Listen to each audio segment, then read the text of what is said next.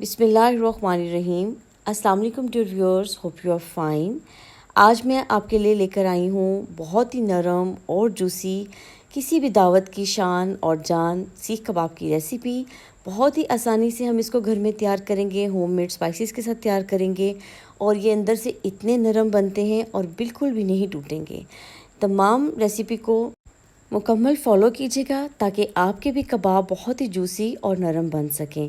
आइए जी हम रेसिपी को शुरू करते हैं। यहाँ पर इस रेसिपी के लिए सबसे पहले मैंने लिया है 300 ग्राम प्याज और इसको बड़े टुकड़ों में काट लिया है और 1-2 इंच का बड़ा टुकड़ा लेकर उसको छोटे स्लाइसेस में कट कर लिया था। अब इसको मैंने चॉपर में चॉप कर लिया है। याद रखिए हमने प्याज को चॉप करना है, हमने इसकी पेस्ट नहीं बनानी। तो आपने इसको मिक्सी जार में नहीं डालना, आपने इसको चॉप ही करना है। अगर आपके पास चॉपर नहीं है तो जहाँ से आप कीमा बनवाएंगे आपने वहीं से प्याज भी चॉप करवा लेने हैं।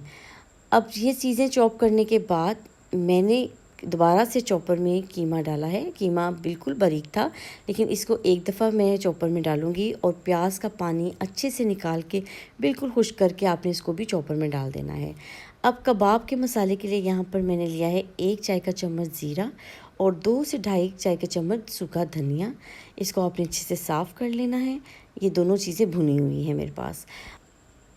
7 से 8 दाने हम कबाब चीनी के डालेंगे। ये दिखने में बिल्कुल काली मिर्च की तरह लगती है, लेकिन ये काली मिर्च नहीं, कबाब चीनी है।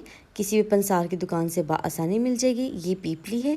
पीपली का इतने कीमे में सिर्फ आधा टुकड़ा ही काफ़ी होगा। ये भी बहुत आसानी से मिल जाती है। 1 चाय का चम्मच यहाँ मैंने तिक्का मसाला डाला है। 1 चाय का चम्मच हम नमक डालेंगे और 1 चाय का चम्मच लाल मिर्च पाउडर डालेंगे। कोई भी स्पाइस अपने टेस्ट के अकॉर्डिंग कम या ज़्यादा कर सकते हैं। अगर आप हरी मिर्च का फ्लेवर पसंद करते हैं तो इस वक्त आप उसको भी चॉपर में डाल सकते हैं। इसके साथ हम डालेंगे ये सारा मसाला और इसमें डालेंगे आधा चाय का चम्मच कुटी लाल मिर्च का।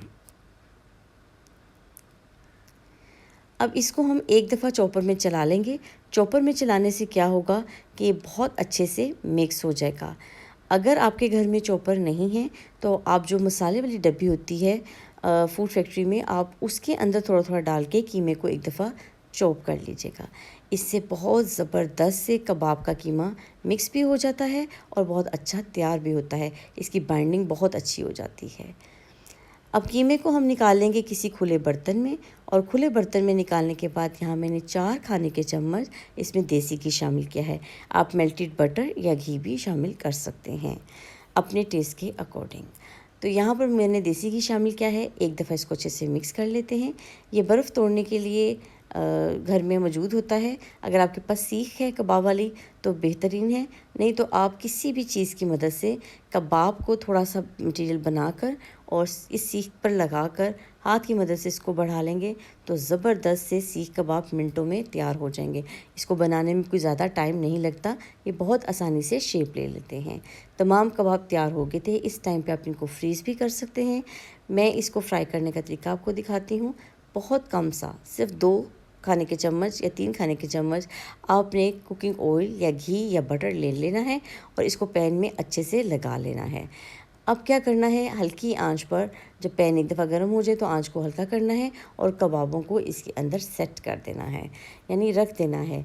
3 मिनट के लिए आपने हल्की आंच पे पड़े रहने देना है। कबाबों को बिल्कुल भी टच नहीं करना और 3 मिनट के बाद आपने इनको बड़े एहतियात से दूसरी साइड पे पलट देना है। ये देखिए बिल्कुल भी नहीं टूट रहे और कितने ज़बरदस्त से कबाब तैयार हो रहे हैं। अब बाकी के कबाब भी मैं पैन में ऐड कर दूँगी और ज़बरदस्त से कबाब 5 से 7 मिनट लगते हैं। तमाम साइड्स पे एक जैसा कलर भी आ जाता है और बहुत बेहतरीन से कबाब भी तैयार हो जाते हैं। तो आपने इस रेसिपी को मुकम्मल फ़ॉलो करना है। अगर आपको मेरी आज की ये रेसिपी अच्छी लगी हो तो अपने फ्रेंड्स एंड फैमिली के साथ शेयर करना मत भूलिएगा। बस इतने कम से घी में हमने इसको फ्राई कर लेना है। इस वक्त आप चाहें तो इसको स्मोक भी दे सकते हैं। एक छोटा सा कोयला लें, उसको अच्छे से जलाकर उसका दहक आप इसको दे लें तो ज़बरदस्त सा बारबेक्यू फ्लेवर भी आ जाएगा।